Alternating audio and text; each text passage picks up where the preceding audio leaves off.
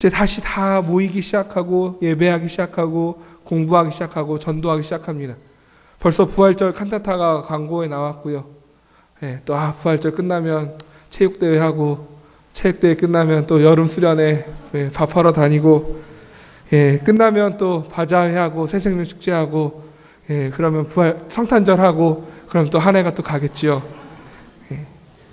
항상 이렇게 반복되는 생활 가운데서 살아갑니다.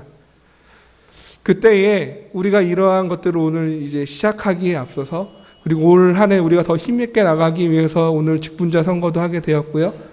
이런 것들을 우리가 하면서 이제 앞으로 우리가 1년 동안 또 작년에 해왔던 재작년에 해왔던 그것들 또 하게 될 텐데 그런 것들을 앞에다 두고 있는 이 시점에 오늘 우리가 함께 나누는 이 말씀이 여러분에게 위로가 되고 소망이 되고 힘이 되고 기대가 되고 도전이 되기를 주님의 이름으로 기도합니다.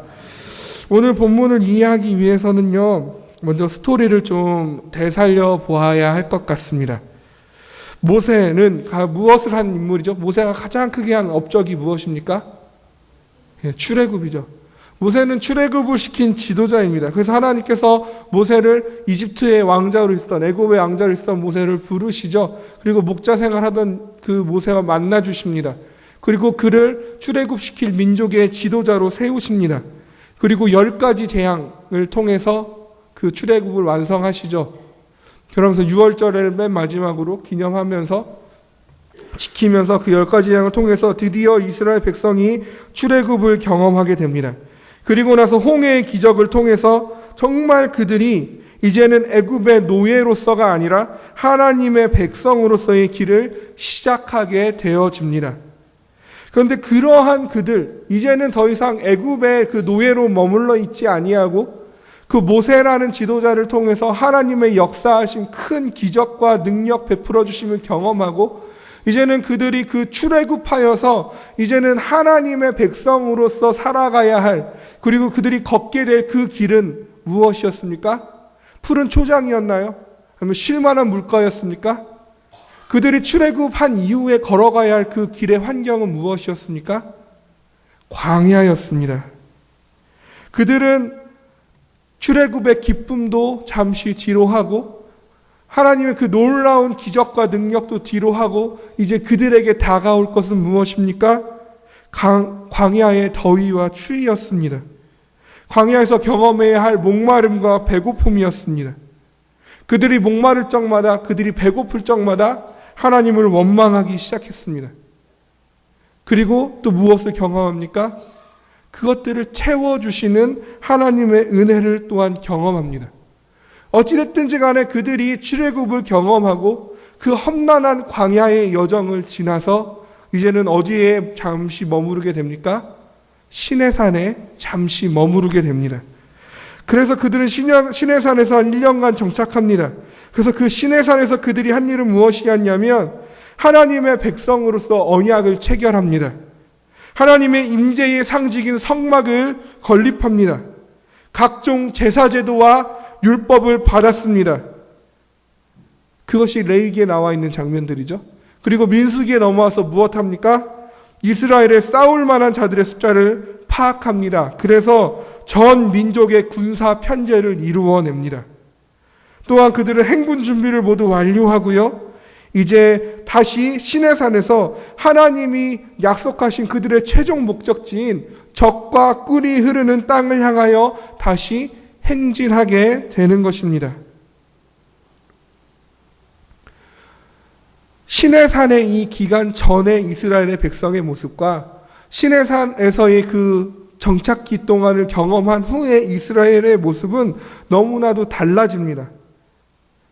시내산 이전에보다 시내산 이후에 그들의 모습은 더 준비된 모습이고 더 훈련된 모습이고 더 하나님의 백성다운 모습이고 더 하나님의 군대다운 모습을 갖추게 된 것입니다. 어떻게 우리가 하나님께 예배할 수 있는지, 어떻게 우리가 하나님의 말씀 따라 살 수 있는지, 우리가 어떻게 행군해야 하고 우리가 어떻게 싸워야 할지, 우리가 앞으로 어떻게 살아가야 할지, 죄를 지은 사람은 그 죄를 어떻게 해결할 수 있을지 여러 가지 것들에 대해서 배웠습니다. 깨닫게 되었고요. 알게 되었습니다. 그리고 훈련받았습니다. 모든 것들이 체계를 갖추기 시작했고 조직을 이루기 시작했습니다. 이제는 뭔가 좀 더 보다 강력해진 것 같습니다. 근데 그들이 이제 시내산에서 그 적과 꿀이 흐르는 땅을 향하여 행진해 나갑니다. 그 행진해 나가는 길의 여정은 어떠한 길입니까? 출애굽에서 시내산까지 어떤 길을 거쳐서 왔습니까? 광야길을 거쳐서 왔습니다. 시내산에서 적과 꿀이 흐르는 하나님이 약속하신 땅까지 그들이 가게 될 길은 또 어느 길입니까? 광야길입니다. 그들이 뭔가 준비되고 나아진 것 같고 뭔가 변화된 것 같고 갖추어진 것 같지만 그들이 앞으로 처하게 될 그 환경은 여전히 광야라는 것입니다. 여전히 덥고요, 여전히 춥고요, 여전히 목마르고 여전히 배고프고 여전히 황량한 광야였습니다. 그들의 기억에 수없이 불평했고 수없이 원망했고 너무나 불편했고 나를 좌절시켰고 이렇게 죽는 것이구나라고 생각하게끔 만들었던 너무나도 지치고 고되고 힘들었던 그 광야로 다시 나아가야 한다라는 것입니다. 사람이 처음에 할 때는 그냥 하죠. 뭐 모르고요. 그래서 옛날에 그 고스톱도 누가 제일 잘 친다고 그래요? 처음 친 사람이 제일 잘 친다고. 다 거룩하셔서 저만 그렇군요. 네. 잘 안 칩니다. 이거 하지 마세요. 예. 사람이 처음에 할 때는 못 모르고 그냥 합니다. 그런데요, 알고 다시 하는 것에 있어서는 마음의 큰 부담과 싸워야 한다는 것입니다. 왜냐하면 거기 가면 뭐 해야 될지 알잖아요. 처음엔 몰랐으니까 그냥 못 모르면 무식하면 용감하다고요. 못 모르고 그냥 막 할 수 있습니다. 근데 그것이 뭔지 알게 되면 마음에 부담이 생기고요. 두려움이 생기고요. 불안함이 생기고요. 또 할 수 있을까? 이걸 또 해낼 수 있을까? 초조해질 수 있다는 것입니다. 이러한 것들을 어디서 가장 많이 볼 수 있냐면요. 군대에서 많이 볼 수 있습니다. 군인들이 타령을 언제 제일 많이 하시는지 아시나요? 저는 전경 출신입니다. 이제는 전경이 다 없어져서 너무나 감사한데 모든 구타와 가혹행위의 그 근원지가 전경이었는데요. 저는 전경 출신입니다. 전경은요, 병장들도 타령하는 곳입니다. 병장을 달고도 타령해요. 그 기수가 꼬이면, 왜냐하면 기수가 꼬이면 병장이 돼도 막내입니다. 후임이 계속 안 들어오기 때문에. 저는 다행히 기수가 풀려서 이등병 때 제 아래로 60명이 있었어요. 그래서 저는 막 쉽게 생활을 했는데, 어쨌든지 간에 군인들이 가장 타령을 많이 할 때는요, 휴가를 나왔다가 다시 복귀할 때, 복귀하지 않고 타령하게 됩니다. 왜 그럴까요? 처음에 입대할 때는요, 아무것도 몰라요. 그것에. 물론 들었죠. 군대 가면 이런 거 있다고. 그렇지만 본인이 경험해보지 못했기 때문에 모릅니다. 그냥 아무것도 뭣도 모르고 그냥 들어갑니다. 저도 그렇게 그냥 뭣도 모르고 들어갔습니다. 심지어 저는 저만 울었어요. 저희 부모님은 저를 보내면서 울지 않고, 외아들인데, 저만 울고 들어갔습니다. 엄마, 아빠 앞에서. 참, 예. 못 모르고 들어가 봤어요. 그랬더니 3일 동안 아무것도 안 시키더라고요. 그냥 가만히 앉아 있었습니다. 그러더니 옷을 주고요. 세면도구를 줘요. 그리고 입고 왔던 사복을 박스에 이렇게 넣으라고 합니다. 그래서 박스에 접어서 딱 넣고, 편지를 못 쓰니까 이제 박스 뭐라고 해야 되나요? 뚜껑에다가 편지를 쓰죠. 그리고 그걸 집으로 보내고요. 훈련소에 가래요. 훈련소에 갔어요.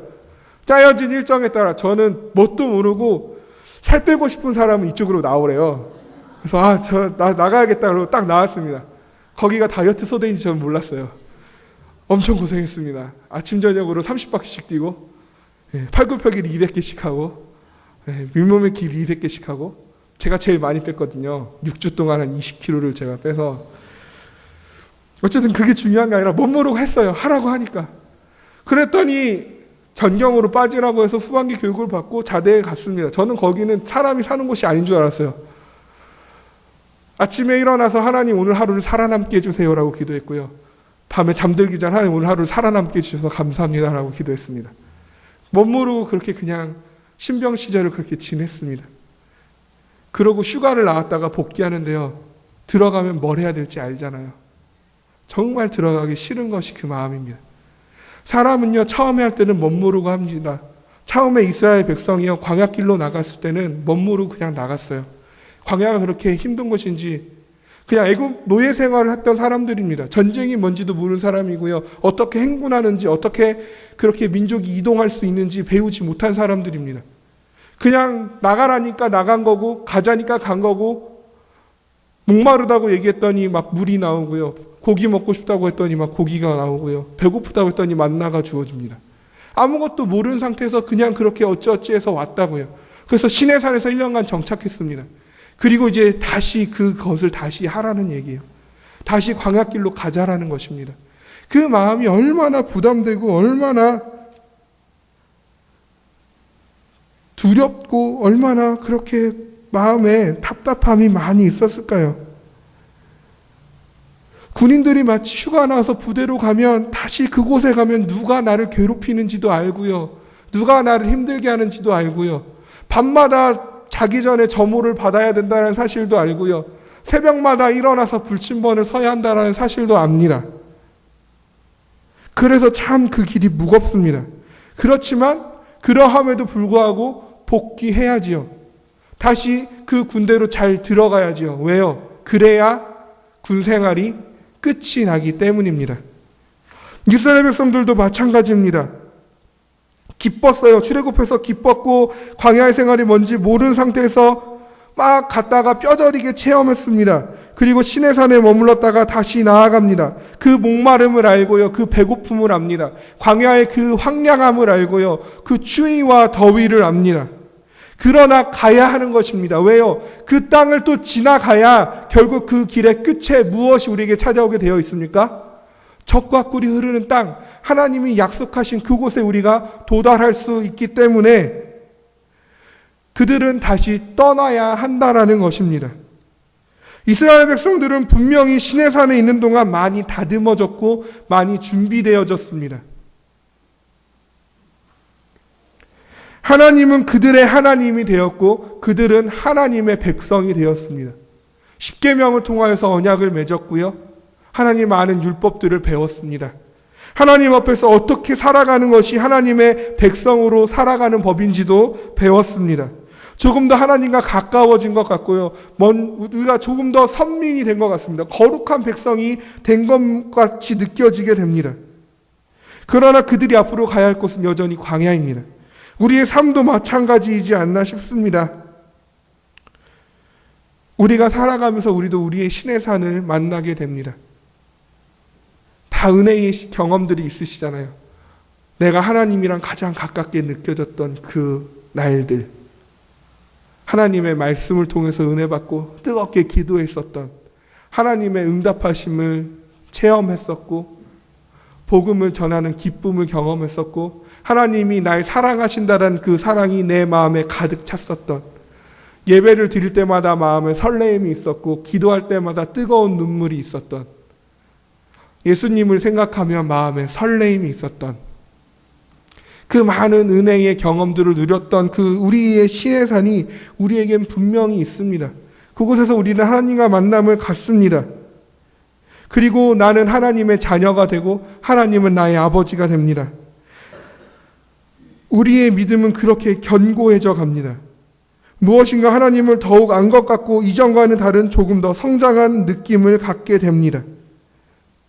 그래서 우리는 참 좋은 그 상태에 이르게 됩니다. 근데 중요한 것은요, 그때 우리는 그 자리에 머물러서는 안 된다라는 것입니다. 지금 내가 하나님이랑 가까워지고 하나님만 생각하면 마음에 뜨거움이 있고 교회를 생각하면 열정이 생기고 교회 성도들을 바라볼 때마다 더 사랑해야 될 것 같고 더 섬겨줘야 될 것 같고 참 기쁘고 행복합니다. 그렇지만 우리의 삶이 거기서 머물러 있어서는 안 된다라는 것입니다. 다시 출발해야 합니다. 어디를 향해서요? 하나님이 우리에게 약속하신 땅을 향해서요.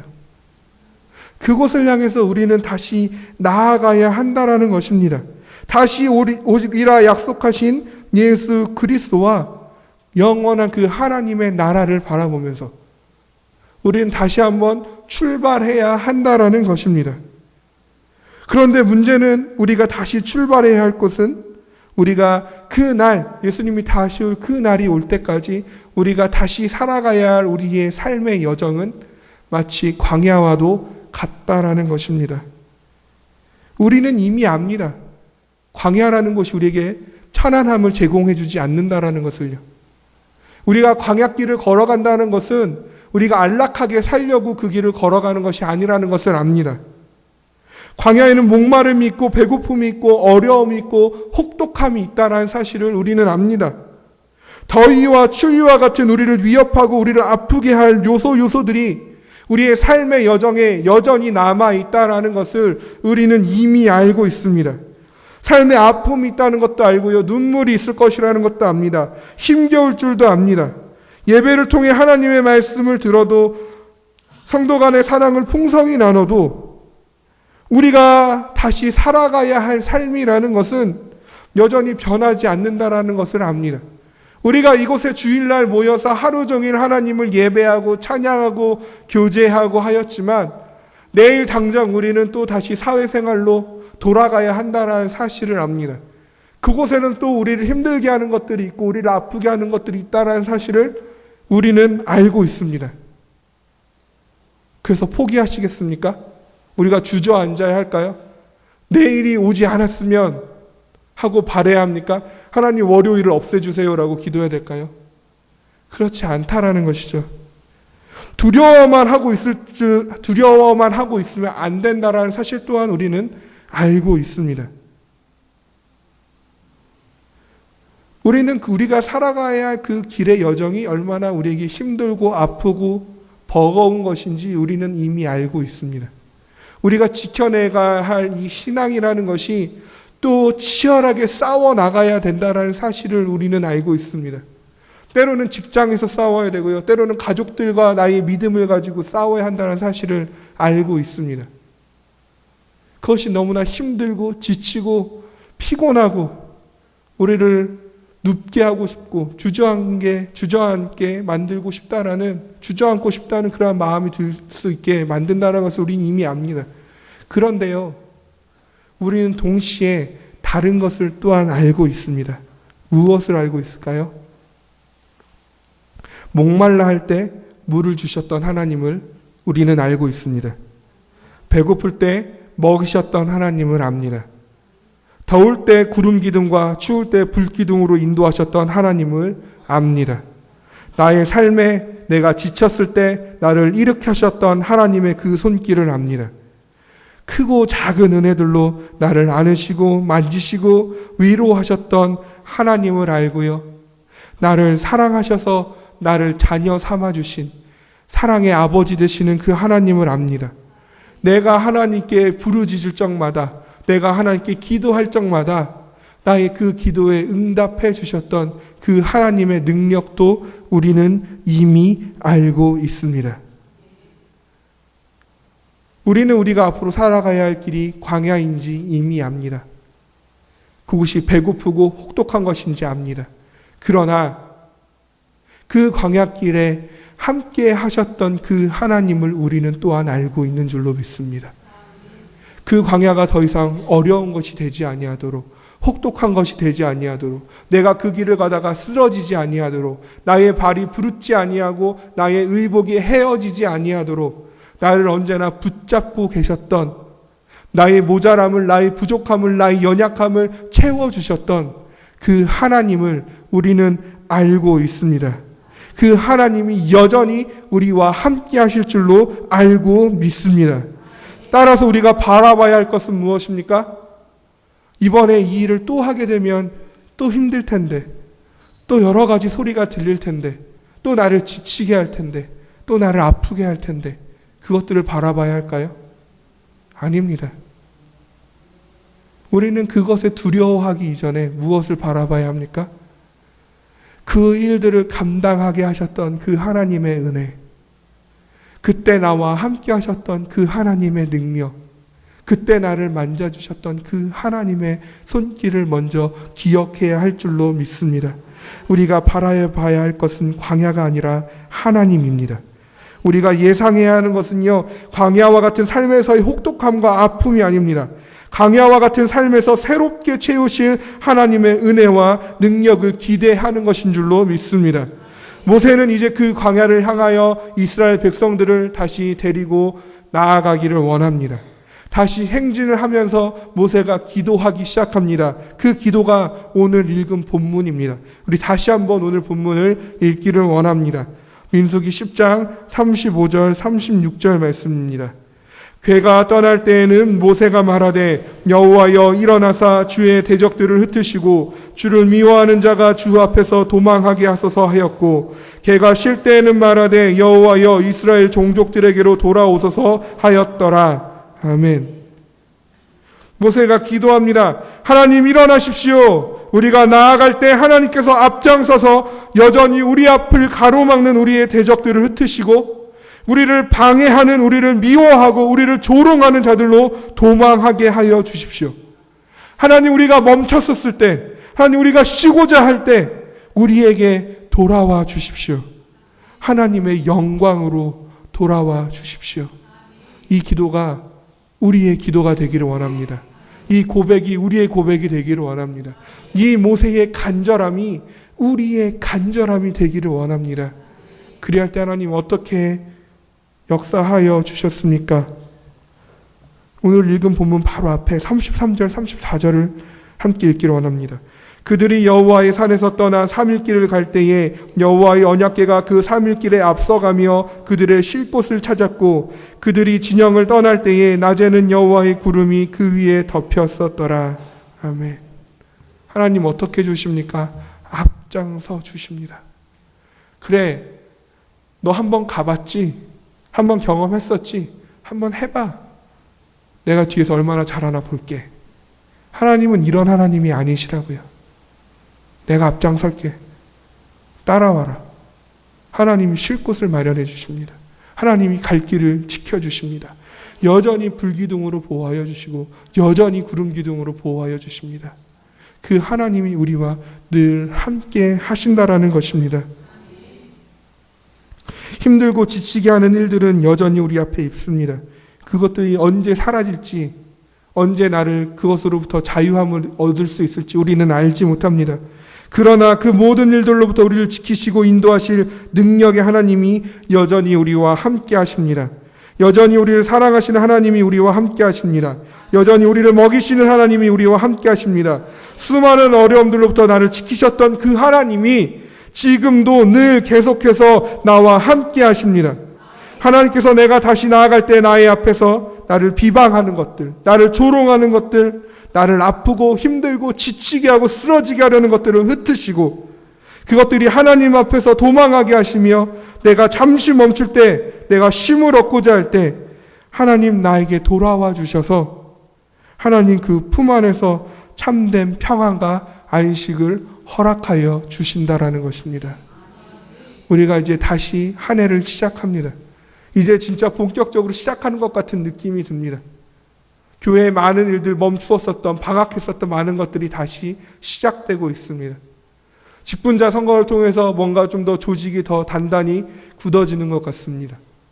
이제 우리가 다시 시작하고자 합니다. 무엇을 바라보시겠습니까? 또 올 한해 해가야 할 교회에서 이 많은 일들, 내 삶도 벅찬데 그것을 바라보시겠습니까? 아니면 늘 나와 함께 하셨던 그 하나님, 불가능을 가능으로 인도하셨던 하나님, 늘 나에게 새로운 은혜로 채우셨던 그 하나님을 바라보시겠습니까? 오늘 이 본문에 나와 있는 모세의 기도, 하나님 일어나십시오. 나와 함께하여 주십시오. 앞장서 주십시오. 하나님 영광으로 나와 늘 함께하여 주십시오. 이 간절한 기도가 여러분의 기도요, 여러분의 고백이요, 여러분의 삶의 경험이 되어지기를 주님의 이름으로 축복합니다. 우리 같이 기도하겠습니다.